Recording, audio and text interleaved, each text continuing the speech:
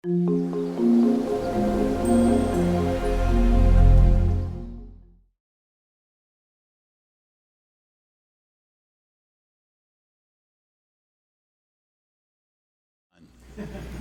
we go.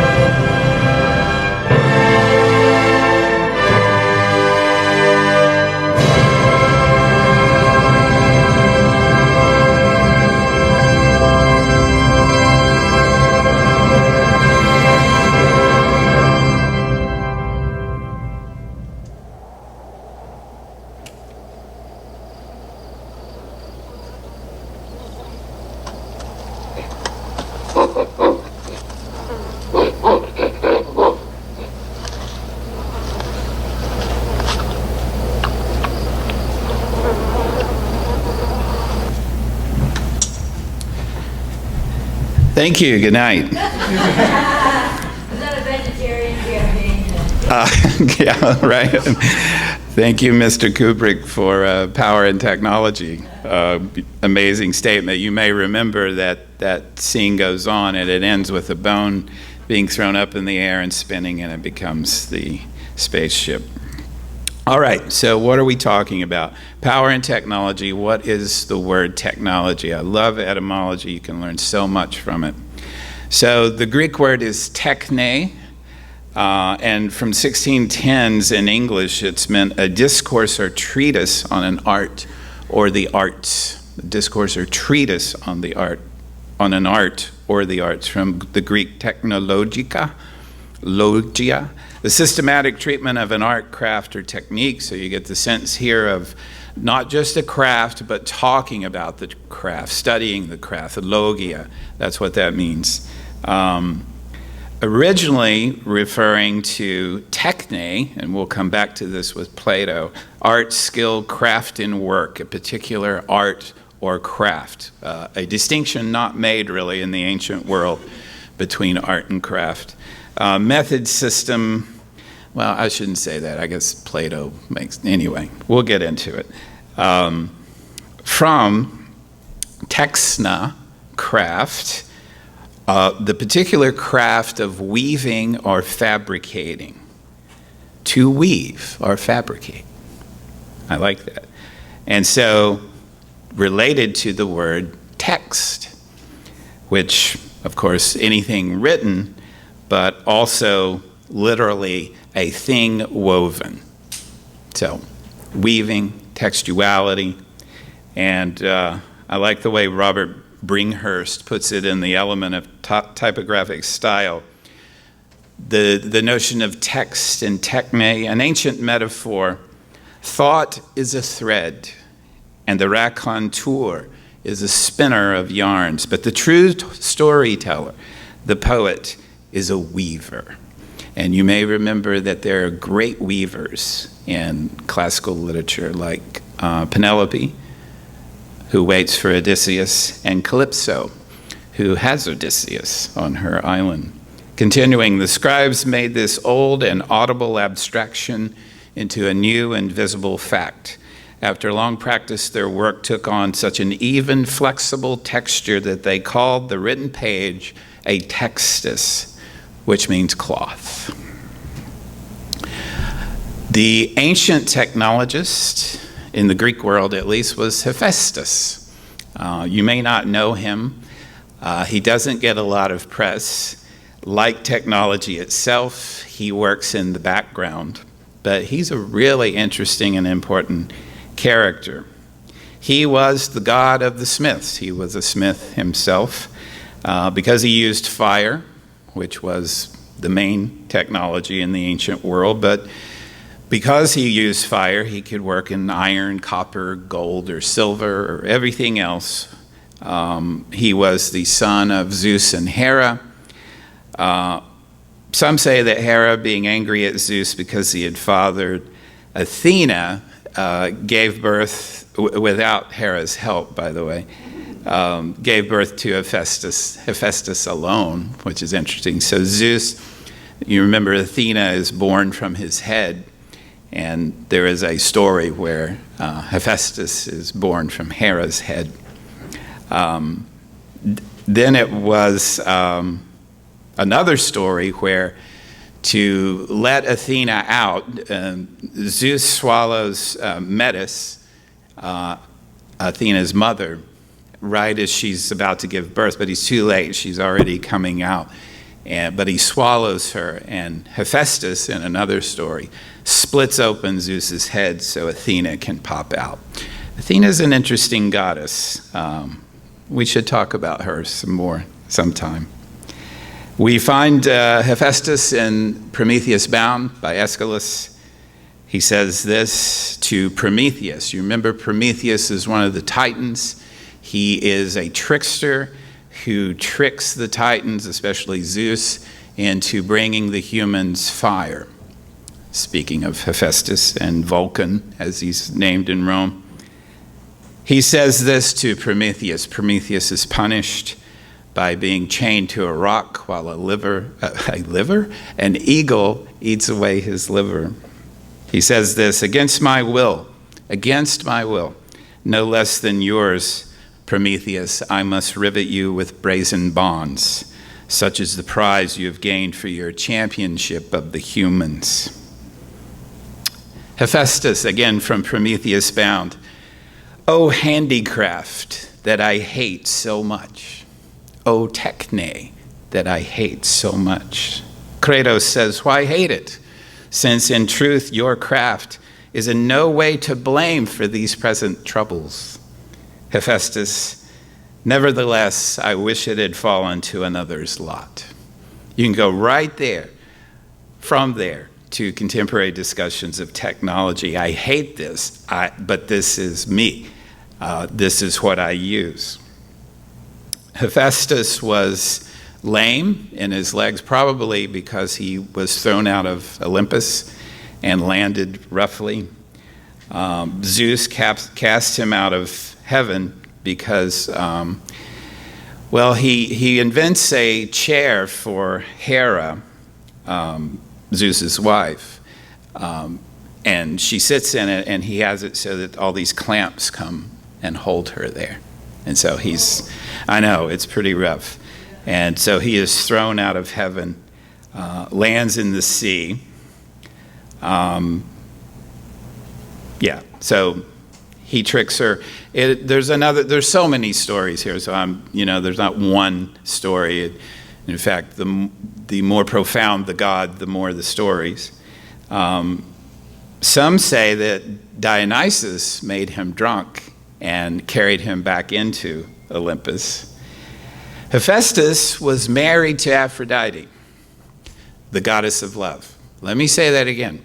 That guy, that guy who's kind of hunched over and he can't walk right, he fell from Olympus, and he's a workman. He works with fire. He was married to Aphrodite.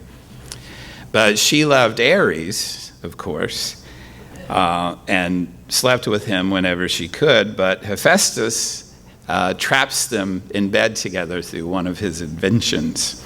And all the gods laugh for once at Aphrodite and Ares instead of Hephaestus. He attempted to have intercourse with Athena, but she resisted him, and his seed fell onto the ground, onto Gaia, and so another god was born. Hephaestus is a technologist. He is a crafter. He is a maker, a weaver of things. He gave King Aeetes brazen-footed bulls that puffed fire from their mouths. He also wrought the famous necklace of Harmonia, and he made a bed forged of gold in which the sun is carried in sleep. He's the god. He's the guy making all the stuff in Greek mythology. He gave a golden breastplate to Hercules, and as we'll see, he made Achilles' shield, or he replaced Achilles' shield so that he could go and fight in Troy again. He also made a robot named Talos. I'm talking about a Greek god. Isn't that amazing? He made a robot. Here is the text from Pseudo-Apollodorus from the 2nd century of the Common Era. After the Argonauts, Jason and the Argonauts, left the island of Anafe, they were prevented from landing at Crete by Talos. This creature, some say, was once of the bronze generation and actually a bronze man. Others hold that he was given to Minos by Hephaestus and was a bull. He had one blood vessel that was extended from his neck down to his ankles, the lower end of which was held in place by a bronze stud. So, right, you can see what's going to happen already. Talos would run around the island rapidly 3 times a day as a security patrol. And in that capacity, when he saw Jason's ship, the Argo, sailing toward the shore, he threw stones at it. He died from the deceits of Medea. We should talk about Medea sometime, Jason's wife, the witch. Some say she drove him mad with drugs, but I like this story, that she promised to make him immortal and then removed the stud. So all his blood ran out. His E-core, it was called. Some sort of Terminator juice, I guess. The phrase sardonic laugh actually is related to Talos, this robot, this creature. It's called sardonios gelos, and it is a proverb applied to those laughing at their own death. So in one story, told by Simonides, 6th century BC, a very old story in fact, says that the Sardinians were there and met Talos, this robot, this giant robot, the crafted man, he calls him, and they attacked him, and he grabbed them, Talos did, and jumped into a fire with them. Being made of bronze, the text says, and clasping them to his breast, he killed them with their mouths open. So it's like, the sardonic laugh, those laughing at their own death. This is a Terminator, basically, and in a kind of inversion of Terminator 2, right? So he takes everybody with him into the molten lead. And of course, we know Hephaestus mainly, if we know him at all, as the crafter, the techne of Achilles' shield. Now, you may remember from the Iliad that Achilles is a brooding but brilliant warrior, and he loses his best friend, possibly lover, Patroclus, in battle. Hector kills him, and thinking that he's Achilles because he has Achilles' armor. So this breaks Achilles' heart, and Hector now has his armor, and his love, Patroclus, is dead. So the gods conspire, Athena and the others conspire to have a new shield made for Achilles, the shield of Achilles. There's a great poem by W.H. Auden about the shield of Achilles, which he writes on the eve of World War II. And so it's a very dark and hopeless poem. There's a great scholar, Eva Brand, who makes much of this shield of Achilles, and there it is. This shield, she says, over which Ajax kills himself and which Odysseus loses, so the humans can't really handle this shield, even though it was ostensibly made for them. It is like no other thing ever owned by a human being. It's techne, it's a technology. It's not imaginable as a mere trophy for display as other shields, but neither could either of the two contestants have borne it into battle. So it's not useful in that sense either. Not Ajax, because his enormous stature demands a much larger shield, nor Odysseus, because he would have tripped over it. He's too small. Achilles' old armor had to be shrunk to fit Hector, and he's probably a big man, the Trojan. There's a phrase that Homer uses in both his poems, the Iliad and the Odyssey, to express his admiration for such artifacts, such technology. And in English, it comes across as a wonder to behold.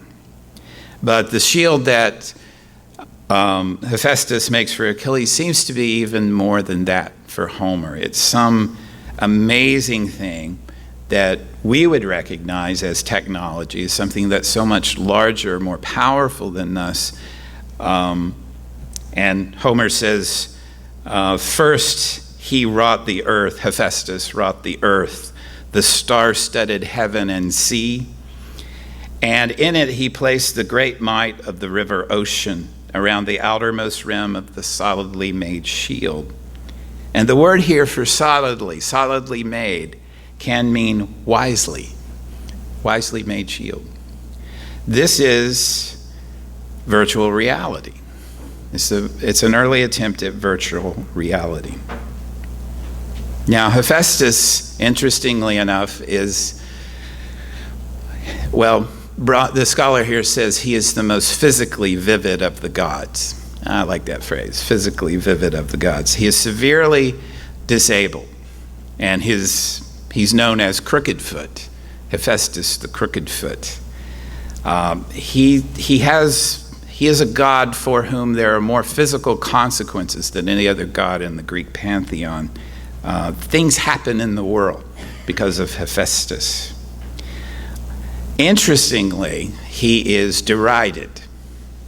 So he is uniquely powerful, but also uniquely derided by the other gods. He's a buffoon. He's always huffing and puffing around. He serves them wine, the gods, and they mock him and laugh at him. The primal techne is to be laughed at. But this shield that he crafts is a disc-shaped world, the image of the world that Homer saw in his mind's eye, that Achilles will lose. And in it are two cities. You can kind of tell, I hope, from the image. One is at peace, celebrating marriages with possessions and processions and music and dancing, while the women stand at their doors marveling. There's also a judicial case being heard in this world by the elders, and they're cheering onlookers and people looking on in joyful recreation. The other city here is Troy, a city beleaguered and about to be destroyed, about to be handed over. On the old city wall, men and women watch and wait for the city to fall. There's also the country on the shield. Remember, this is virtual reality of the ancient world, a fallow farm and plowing, and at each turn of the oxen, the plowman is served a cup of honey and wine. There are reapers and binders, a king, etc. There's dancing, there's golden youths whirling, there's a potter at a wheel producing art or craft, and it's all encompassed by the river ocean, as it should be in Greek mythology. Eva Brand says, Hephaestus, the maker of self-moving tripods, which he was, he made robots, knows how to make moving pictures in this frame. She says, it is that Homer imputes to this God, the power of bringing stasis to life in a shield, because he has it himself. He is the creator. He is the poet, the maker, the techne. Homer speaks and a sounding vision arises, but Hephaestus works and things happen. And both Homer and Hephaestus, she says, encompass a complete world with all its opposition, variety, war, peace, city, country, civilization, wilderness. And this is the last thing that the combatants in the Iliad see. Hector sees it minutes before his death, a world that has repelled his thrust. Achilles sees it before his death. To conclude, the Homeric world, she says, the poets and the artisans' world, is in its visible surface indefensibly beautiful no matter what happens within it. Dancing youths and devouring lions, wine-refreshed plowmen and brutal ambushes are all equally golden. This is, after all, the truth about the Iliad itself, a blood and guts poem of unfailing beauty, which, through all its similes and storied recollections, draws all the ordained labors and graceful recreations of the peaceful world into itself. So this is no mere shield, right? This is some sort of early virtual reality that contains the world, because the river ocean surrounds it all. And within that world is our world. All the good and the bad, the beauty and the ugliness, life and death. It is a virtual world on a shield. By the way, this is a very old thing that's happening here. I remember going to a conference on an Indian reservation in Cody, Wyoming. And some of the Blackfeet were talking about how their shields were basically moons. And so they were reflecting the moon at the time of the battle or at the time they made the shield or whatever. It was a message, a meaning. It was a kind of world on the shield. And again, that gets to that notion of art not being separated from craft. You need a shield, right? You need something to protect you. And yet, we human beings like to do more than just function. We like to make meaning, even of a shield, especially of a shield, because maybe it's the shield that keeps death away, keeps us alive. And so we ornament it, we make it mean, we make a virtual world of it. Plato, too, has a story of technology, and it's an Egyptian story of the god Tooth, or Tot, that you may know. There he is. And the story goes like this in Plato, the Timaeus, I believe it is. There was a famous old god whose name was Tooth.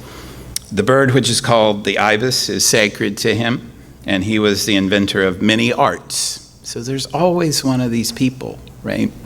In indigenous cultures, it's often the twins who are born of the matriarch, the woman who fell from the sky, for example. She falls pregnant, she gives birth to twins, and these twins are called culture heroes because they bring culture, how to do things.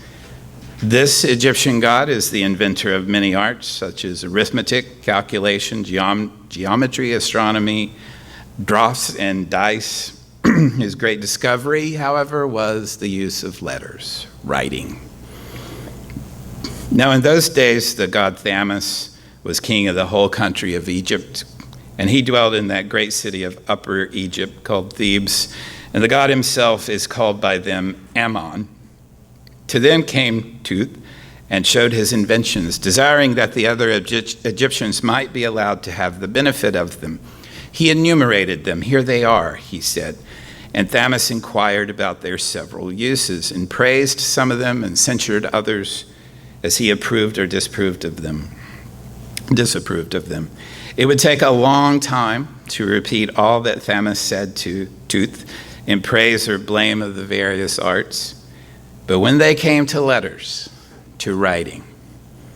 This, said Tut, will make the Egyptians wiser and give them better memories. I'm talking about one of our oldest technologies, writing. It is specific for both the memory and the wit.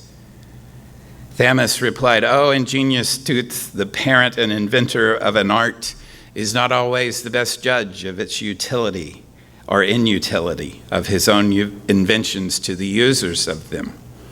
Take note, the creator of a technology is not always the best judge of its users. I don't know if that applies today. In this instance, you, who are the father of letters, from a paternal love of your own children, have been led to attribute them, these letters, to the children, a quality which they cannot have. For this discovery of yours will create forgetfulness in the learner's souls, because they will not use their memories, because they will learn to write. They will trust to the external written characters outside of them and not remember themselves inside of them. The specific which you have discovered is an aid not to memory, but to reminiscence. And you give your disciples not truth, but only the semblance of truth. They will be the hearers of many things and will have learned nothing. They will appear to be omniscient with this new technology of writing and will generally know nothing. They will be tiresome company, having the show of wisdom without the reality. This is the source of Plato's great condemnation of writing for the same reasons, and using writing to do it, such as technology, right? He's not wrong. He's not wrong. Writing is a great technology, obviously, and we've talked about it in here before many times. But like every technology, the tool we use changes the world, but it also changes us. And to move from spoken language to written language is a massive transformation in human culture and in the human psyche. And I don't want to spend too much time on this, but just imagine for a moment if there's no writing, or what Walter Ong now calls secondary orality, video or other images. There's no text, there's no video, there's nothing. Is there knowledge? There is. There is knowledge. You still need knowledge. You still need to know that there's a mountain lion that lives on that mesa over there. So if you go wandering over there, you might want to be careful. You better know that if you head toward the arroyo, that you'll find water under the juniper, just beside the great rock. You need to know things without writing. How do you know them? What's your technology for knowledge without writing? Which is, by the way, how most human beings have lived on the planet over our time here, is without writing. The technology is story. It's words in a narrative. And you can do pretty much anything you want without writing. There's some things you can't do, like become abstract. And again, I could go on and on about this, but I'll move on, and we can talk about it in the discussion if you want. It's a good example of how a technology changes us, not just because you can get an email on your watch now, but it changes you psychically. It changes us as a species psychically, right? Just one more example. If I'm in an oral culture and I want to share something, I have to be near you. I have to be in your presence. In a literate culture, in a writing culture, I don't have to be anywhere near you. We don't have to be present together. We're in an oral culture right now at this moment. But if I were to ask you to look something up on your phone, our community would be literally lost because you would immediately become individuals. Technology changes us. Writing changed us. And it's a kind of magic. You can almost substitute the word magic for any use of the word technology. We mean it in religious studies and anthropology as a general term that is simply an attempt to control the environment with uncertain outcomes. Or if you're really good, with certain outcomes. Any attempt to control your environment is magic. And we here in the West especially, like to look back and call what they called primitive cultures magical cultures because we don't recognize the magic of our own technology. So they had magic, but we have science. In fact, there's a whole theory of religion based on this by the British anthropologist James George Frazer in his 22-volume work, The Golden Bough, which is a line from the Aeneid.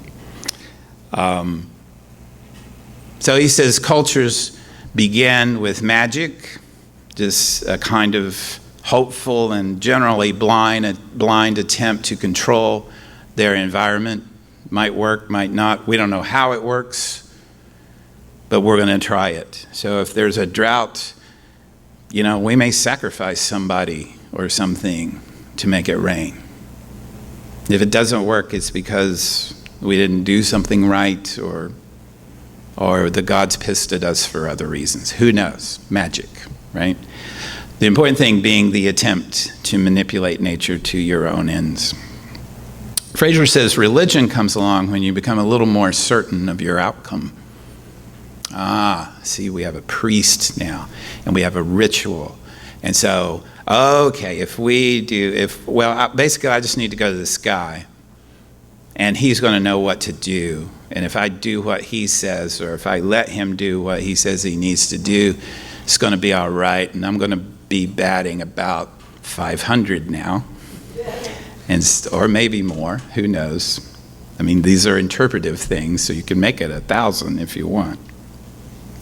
And then Frazer says, we here in the early 20th century, we have science. The Latin word to know. We know, right?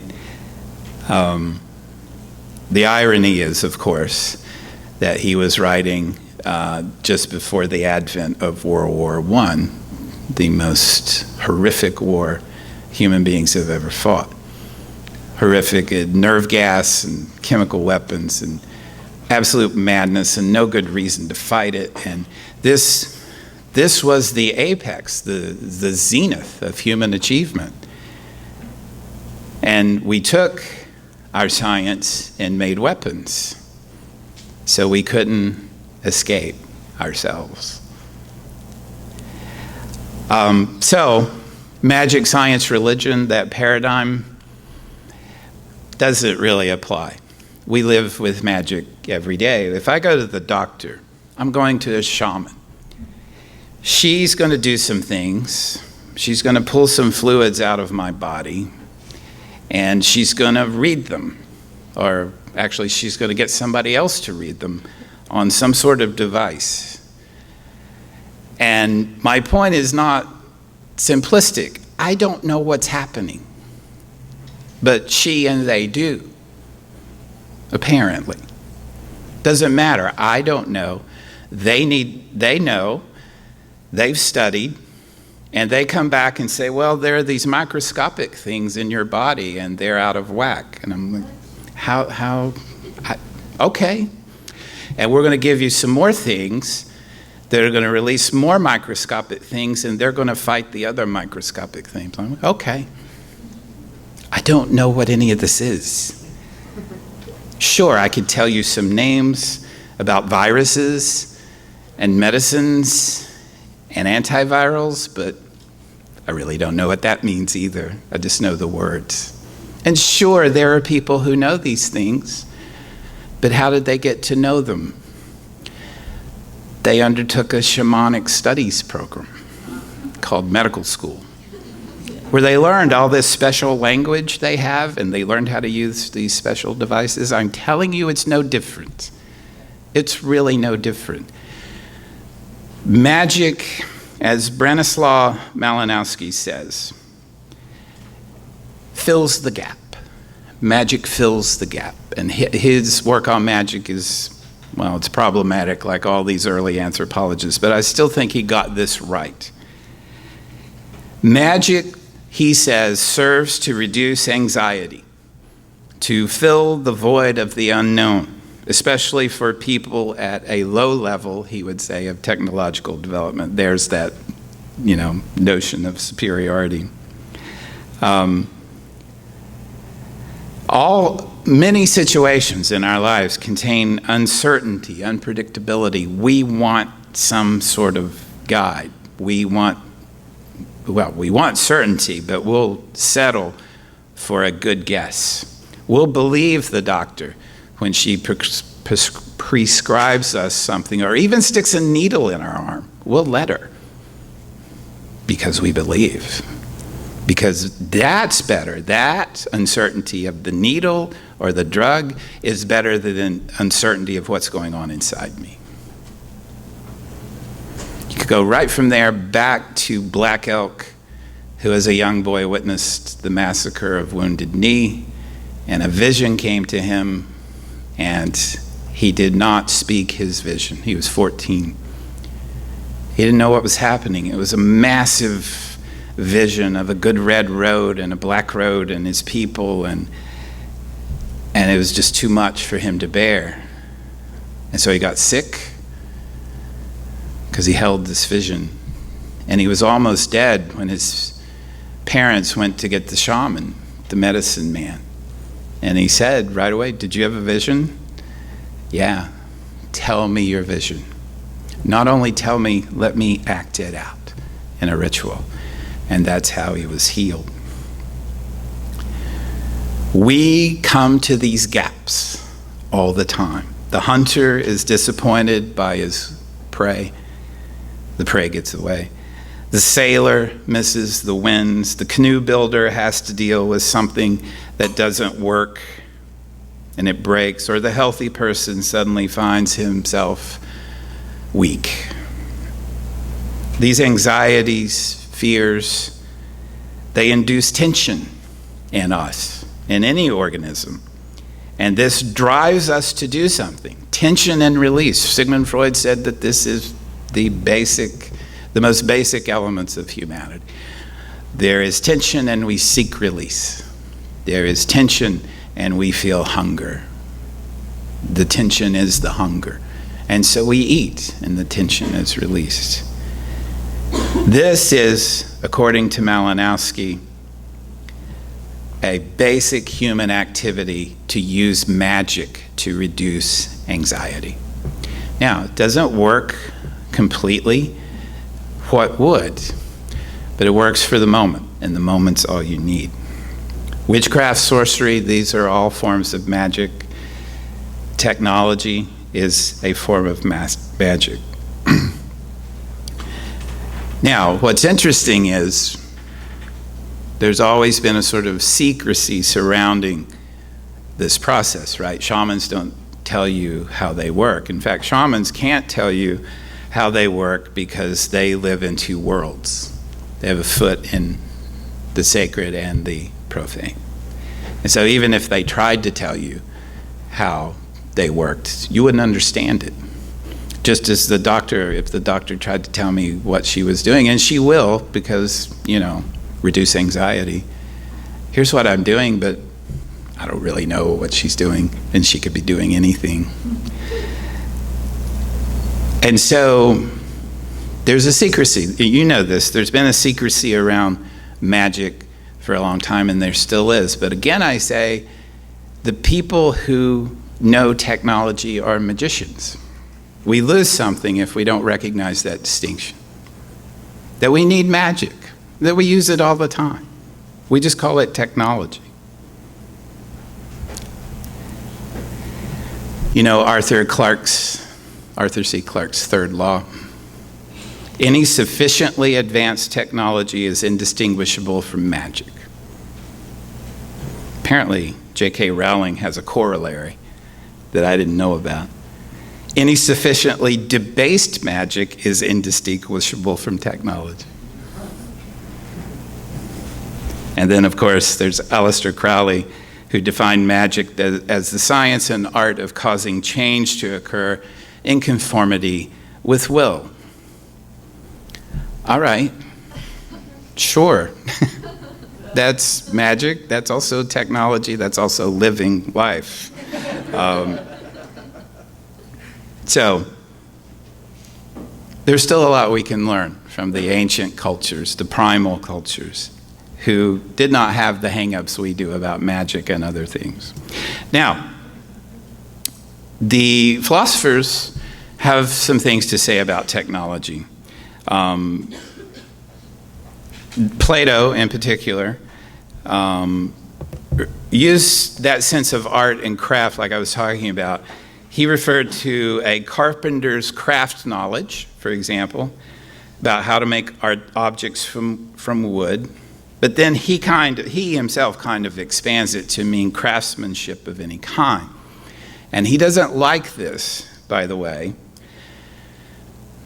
We don't have to get into this, but he doesn't like it because you yourself are creating a pale shadow of the form, and there are already enough pale shadows of the true forms. Do you remember this from Plato? It's like everything has a true form, a kind of archetype, but I don't want you to mix that up with Jung, because that's a whole different thing. Anyway, Plato doesn't want people making things. So, for example, a tree is a pale imitation of the perfect idea of tree. So if you make a painting of a tree, what you've done is removed yourself a whole other dimension away from the perfect form. Henceforth, there are no poets in the Republic, in the ideal society. We will not allow them because they make stuff, right? And making stuff takes you further away from the form. Aristotle takes a different approach and is more interested in the things in themselves, but I don't want to inflict Aristotle too much on you. We can talk about the four causes if you want, but I'd rather get to some other interesting things. Francis Bacon, one of the first scientists, proposed, as you know, in modernism, an experiment-based method for understanding nature, and wrote in New Atlantis this vision of a society in which natural philosophy and technology worked in concert. There was no distinction. Well, there was a distinction, but there was no conflict. It was a philosophical project to understand technology. He saw it as an integral part of life, and it is. He's right. And then there is Martin Heidegger, a German philosopher, who talked about technology as not just the examination of a particular craft, like carpentry, or a particular way of doing, like making things. He saw technology as a way of knowing itself. He uses the German word entbergen, which means to uncover. So technology is now not just making things, it's uncovering things. And I kind of like that because it's related to the Greek term aletheia, which means truth. And it kind of follows up on Bacon pretty nicely. So now technology's become itself a way of uncovering things. According to Heidegger, technology is a way of knowing assumed a new nature. Older technology can be thought of as imitating nature. All right, so we're going to replicate something in nature, whereas the process of imitation is inseparably connected to the uncovering of a hidden nature of the thing in itself. Contemporary technology, he says, in contrast, places nature in the position of the supplier of resources. This is an important distinction. Not the thing to be copied, but the supplier of the resources for this new way of knowing. And it places human beings in a unique creator position now. Not just imitating like the poet or the artist, but creating something new. And then there's Jacques Ellul, the philosopher, theologian, all-around Renaissance man. And he gives the warning that you may know of before. Technique, that's what he called it, technique instead of technology, has outgrown human control. Even if we're able to govern individual technologies, technique itself has a life of its own. Here we go. Threatening human freedom and responsibility and suppressing the necessary conditions under which a solution is possible. It's basically saying Skynet is here. And of course, there's no better statement on technology that I know of than Mary Shelley's brilliant novel, Frankenstein. I don't know if you know the story of its creation, if you will, but she and her husband, Percy Shelley, and Lord Byron, and someone he was with, I forget, were on a lake in Geneva in Switzerland, and they were on an vacation, and came a terrible storm, and so they decided to tell ghost stories, have a contest about who could tell the best ghost story. And so they went to bed and started writing, and this is Shelley, the great romantic poet. This is Lord Byron, the great romantic poet. And there's an 18-year-old girl. She comes out the next morning, and we don't know what the other stories were because she came out with Frankenstein, right? So really interesting things going on here, right?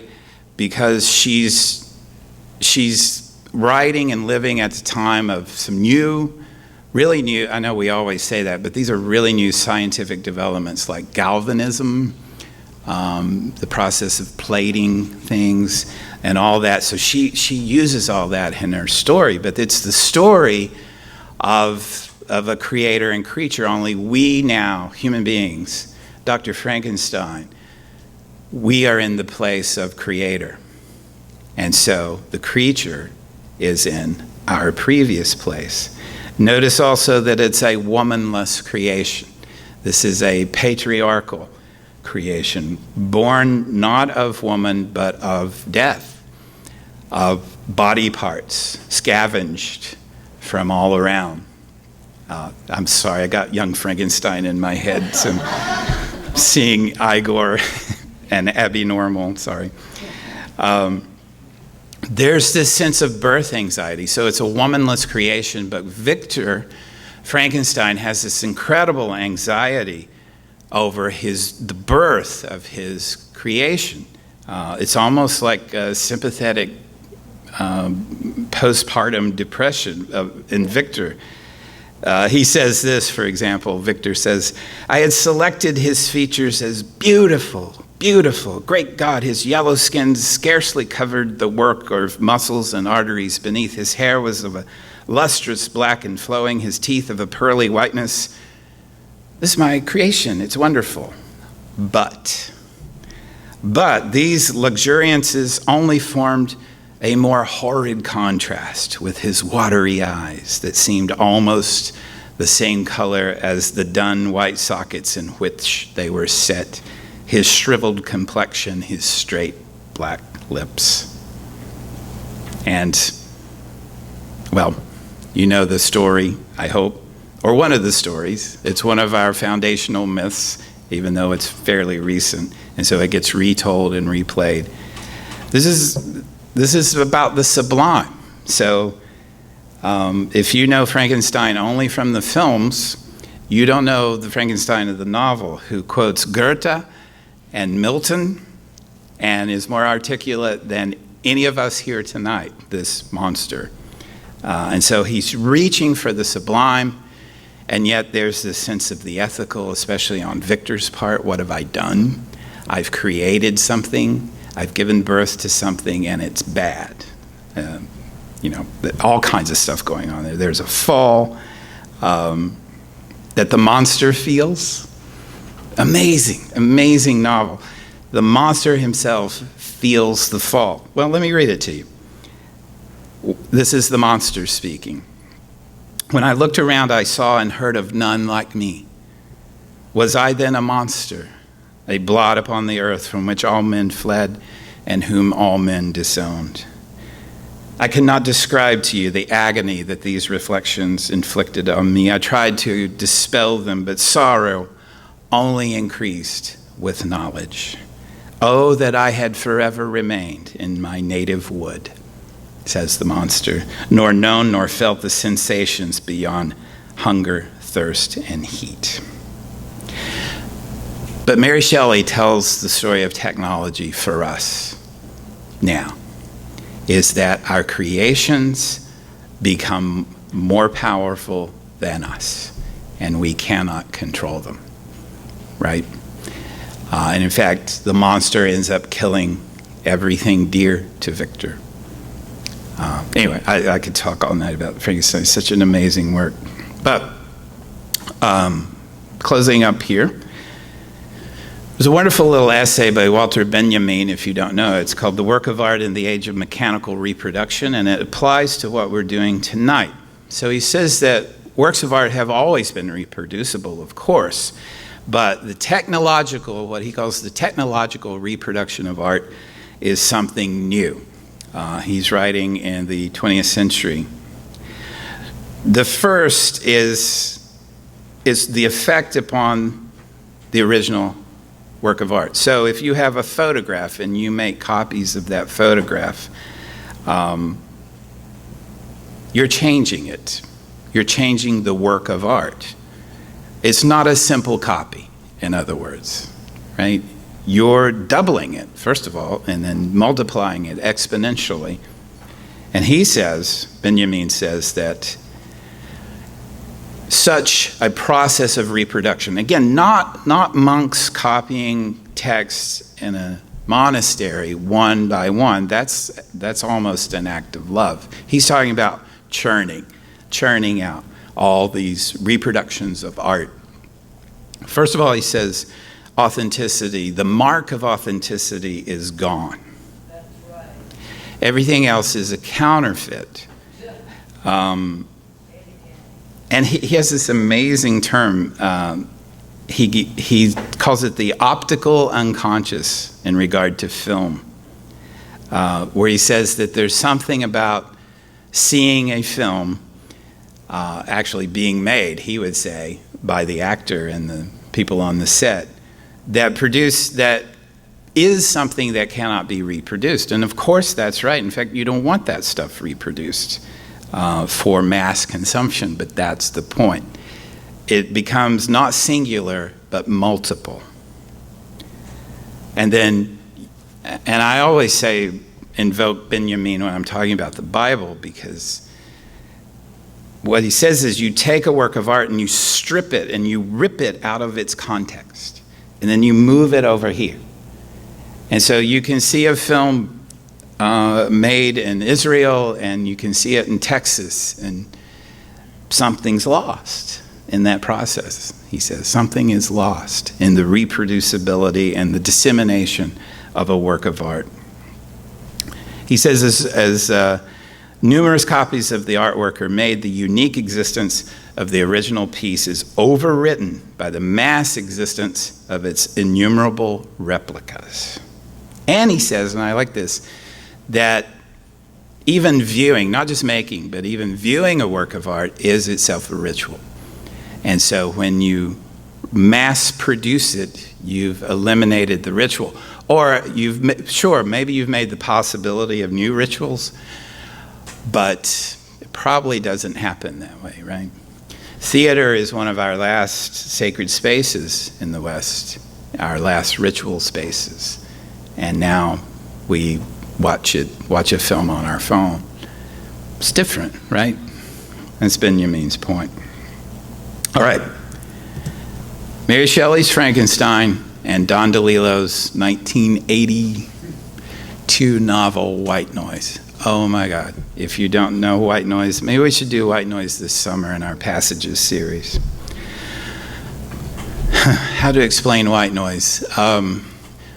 The protagonist is named Jack Gladley. He's a professor of Hitler studies at the College on the Hill. Stereotypical, I guess I should say, New England college. He teaches in his academic regalia with sunglasses, which I am going to do one day, I promise. But I'm not a professor of Hitler studies as he is. He has a new colleague named Murray Siskin. I forget Murray's title, but he's some kind of semiotician. He studies signs. And they, early in the novel, they go to see the most photographed barn in America. And so you know what's coming, right? I remember being at the Louvre and trying to see the Mona Lisa, and I couldn't get to it because everybody was in front of it taking photographs. And so I ended up watching the people taking photographs. Enter Benjamin. So they're standing there, this professor of Hitler studies and the semiotician, and Murray says, no one sees the barn. Once you've seen the signs about the barn, most photographed barn in America, 2 miles. Once you've seen the signs about the barn, it becomes impossible to see the barn.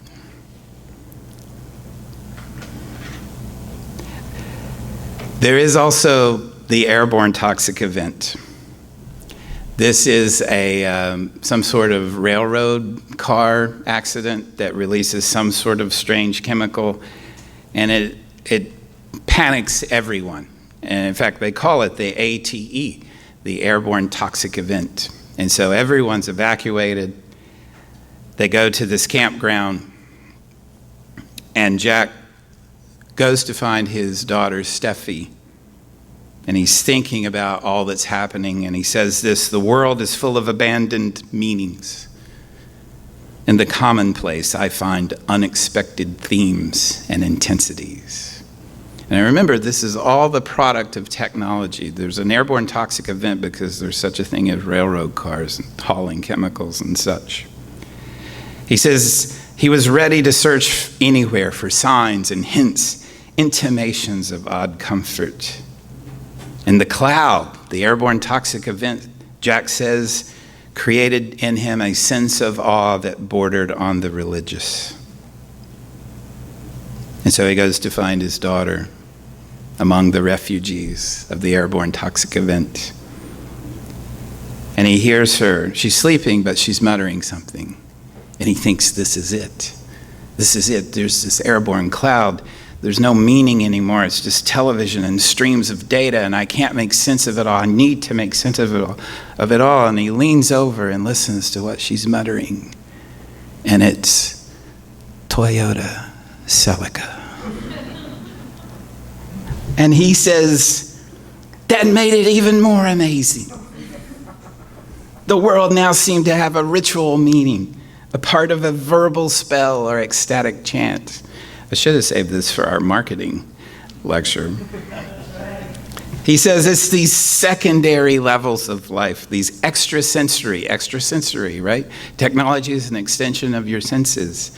Flashes and floating nuances of being, these pockets of rapport forming unexpectedly that made me believe we were a magic act. Adults and children together sharing unaccountable things.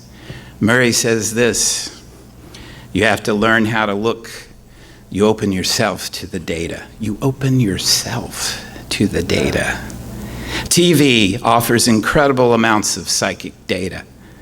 It opens ancient memories of world birth. It welcomes us into the grid, the network of little buzzing dots that make up the picture pattern. The medium practically overflows with sacred formulas if we can remember how to respond innocently and get past our irritation, weariness, and disgust. There's more, but I want to close up here with, that's the making of Achilles' shield, by the way. And this is Jack Gladney and White Noise going to the ATM. In the morning, I walked to the bank. I went to the ATM to check my balance. I inserted my card, entered my secret code, tapped out my request. The figure on the screen roughly corresponded to my independent estimate, feebly arrived at after long searches through documents, tormented arithmetic. Waves of relief and gratitude flowed over me. The system had blessed my life. I felt its support and approval. The system hardware, the mainframe sitting in a locked room in some distant city, what a pleasing interaction.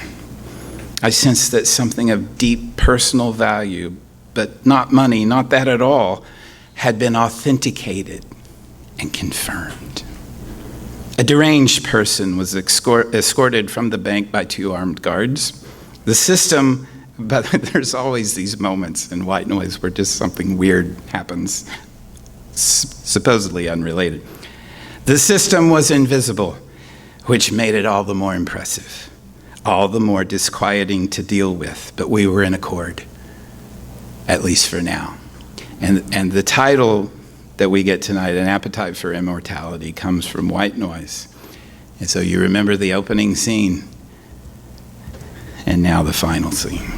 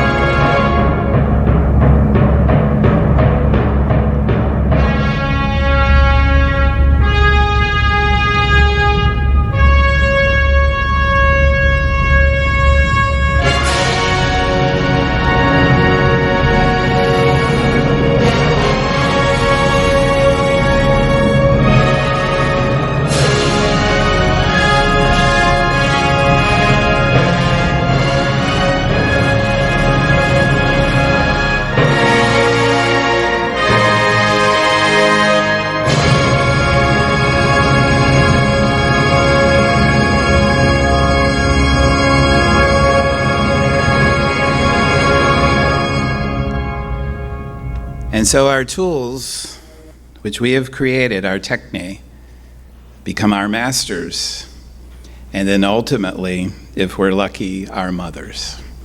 Thank you for your attention.